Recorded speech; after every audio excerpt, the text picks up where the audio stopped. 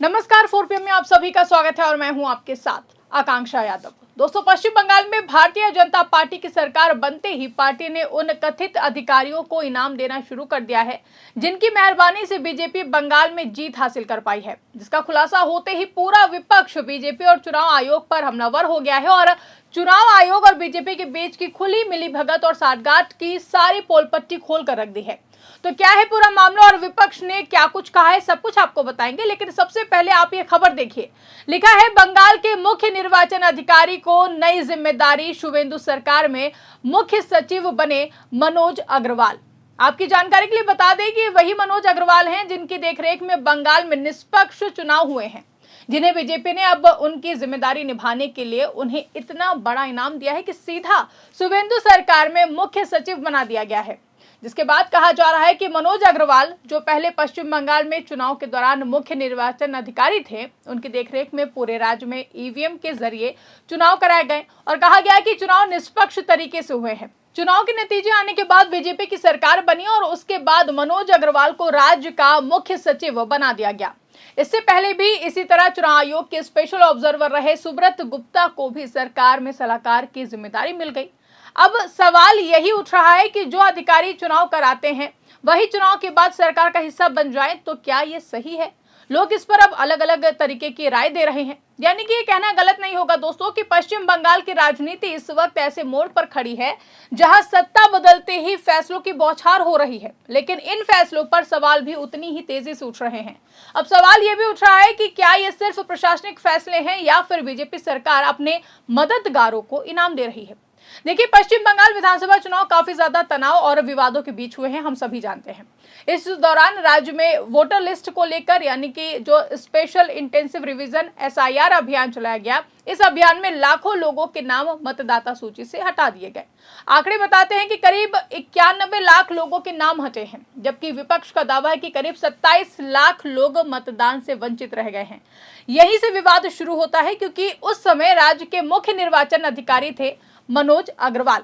अब वही अधिकारी चुनाव खत्म होते ही राज्य के सबसे बड़े प्रशासनिक पद, यानी कि मुख्य सचिव की कुर्सी पर बैठ जाए, तो फिर सवाल उठना लाजमी है। दोस्तों, लोकतंत्र में चुनाव आयोग और उससे जुड़े अधिकारी निष्पक्ष अंपायर माने जाते हैं। उनका काम होता है कि सभी पार्टियों के साथ बराबरी का व्यवहार हो, लेकिन जब वही अधिकारी चुनाव खत्म होते ही सत्ताधारी पार्टी की सरकार में सबसे बड़े पद पर पहुंच जाए, तो सवाल उठना लाजमी है। विपक्ष का आरोप है कि ये कोई सामान्य नियुक्ति नहीं है, बल्कि ये इनाम है।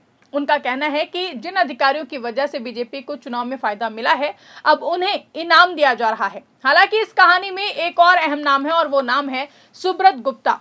आपको बता दें, ये वही अधिकारी हैं जिन्हें चुनाव आयोग ने पश्चिम बंगाल चुनाव के दौरान स्पेशल ऑब्जर्वर बनाया गया था। इनकी जिम्मेदारी थी कि SIR अभियान और चुनावी प्रक्रिया की निगरानी करना था, लेकिन चुनाव खत्म होते ही इन्हें मुख्यमंत्री शुवेंदु अधिकारी का सलाहकार बना दिया गया। यानी कि जो अधिकारी चुनाव की निगरानी कर रहे थे, वही अब सरकार के भीतर बैठकर नीति बनाने में मदद करेंगे। विपक्ष इसे साफ तौर पर हितों का टकराव, यानी कि कॉन्फ्लिक्ट ऑफ इंटरेस्ट बता रहा है। टीएमसी और कांग्रेस ने इस पूरे मामले को लेकर तीखा हमला बोला है। टीएमसी नेताओं का कहना है कि ये साफ दिखाता है कि चुनाव पूरी तरह निष्पक्ष नहीं थे। उनके मुताबिक अगर चुनाव निष्पक्ष होते तो वही अधिकारी सत्ता में बैठकर इनाम क्यों पाते। कांग्रेस सांसद राहुल गांधी ने भी एक्स पर लिखा, बीजेपी ईसी के चोर बाजार में जितनी बड़ी चोरी उतना बड़ा इनाम। आज सत्ता की आंखों में आंख डालकर पत्रकारिता करना मुश्किल हो गया है। हम पर मुकदमों से लेकर चैनल को बंद करने का दबाव बनाया जा रहा है। मुश्किल दौर है, लेकिन हम हार नहीं मानेंगे। इसीलिए 4PM को ज्यादा से ज्यादा ज्वाइन करें और स्वतंत्र पत्रकारिता को जिंदा रखने के लिए जितना हो सके हमारा आर्थिक सहयोग करें। उम्मीद है कि आपके सपोर्ट से ये जंग भी हम जीत जाएंगे। वहीं कांग्रेस के वरिष्ठ नेता जयराम रमेश ने तो इसे चुनाव आयोग और बीजेपी के बीच खुली मिलीभगत तक बता दिया है। जयराम रमेश का कहना है कि अब इस गठजोड़ को छिपाने की कोशिश भी नहीं की जा रही है। अब बीजेपी की तरफ से भी जवाब आया है। पार्टी का कहना है कि मनोज अग्रवाल राज्य के सबसे वरिष्ठ IAS अधिकारी हैं, इसलिए उन्हें मुख्य सचिव बनाया गया है। बीजेपी ने यह भी कहा है कि पिछली सरकार में नियमों की अनदेखी होती थी, लेकिन अब कानून के अनुसार फैसले लिए जा रहे हैं।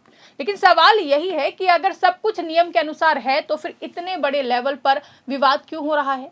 इस पूरे विवाद की जड़ में है SIR अभियान। जब लाखों लोगों के नाम वोटर लिस्ट से हटे तब विपक्ष ने आरोप लगाया कि ये एक सोची समझी रणनीति थी। उनका कहना था कि जिस इलाकों में बीजेपी कमजोर थी वहां से ज्यादा नाम हटाए गए हैं ताकि चुनावी समीकरण बदला जा सके। अब अगर ये आरोप सही होते हैं तो फिर ये लोकतंत्र के लिए एक बेहद ही खतरनाक संकेत है। अब जरा इस पूरे मामले को थोड़ा सा बड़े नजरिए से समझते हैं तो लोकतंत्र की नींव 3 चीजों पर टिकी होती है। पहला, निष्पक्ष चुनाव, दूसरा, स्वतंत्र संस्थाएं और तीसरा, पारदर्शिता।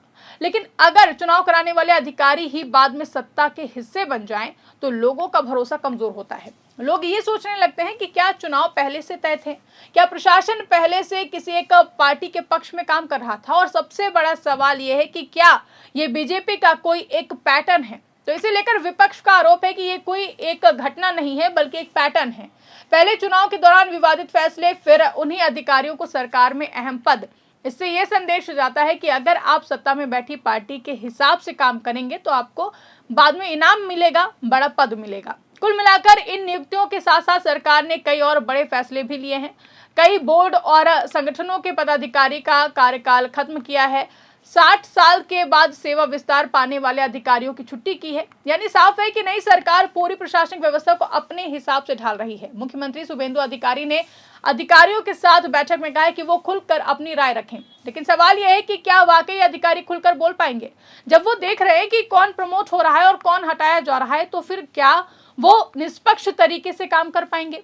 तो दोस्तों, पूरा मामला अब 2 हिस्सों में बटा हुआ साफ तौर पर दिखाई दे रहा है। एक और बीजेपी का कहना है कि ये नियुक्तियां नियम के अनुसार है, वरिष्ठता के आधार पर फैसले लिए गए हैं। तो वहीं दूसरी ओर विपक्ष का आरोप है कि ये इनाम है चुनाव जिताने का, चुनाव में मदद करने वालों को इनाम दिया गया है। सच्चाई क्या है ये तो समय ही बताएगा, लेकिन इतना तो तय है कि इस पूरे घटनाक्रम ने चुनाव आयोग की निष्पक्षता और लोकतंत्र की विश्वसनीयता पर गंभीर सवाल खड़े कर दिए हैं। आखिर में कहना गलत नहीं होगा कि लोकतंत्र सिर्फ वोट डालने से नहीं चलता है बल्कि भरोसे से चलता है।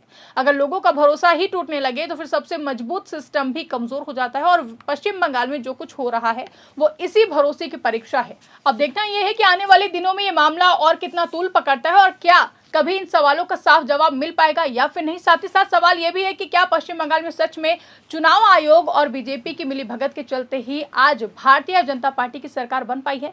इस सवाल के जवाब में और इस पूरी रिपोर्ट पर आपकी जो भी राय है कमेंट करके हमें जरूर बताएगा। फिलहाल के लिए इस खबर में बस इतना ही। अगर वीडियो पसंद आई तो उसको ज्यादा से ज्यादा लाइक करें, शेयर करें, चैनल को सब्सक्राइब करें, ज्वाइन करना ना भूलें और देखते रहिए 4PM न्यूज नेटवर्क।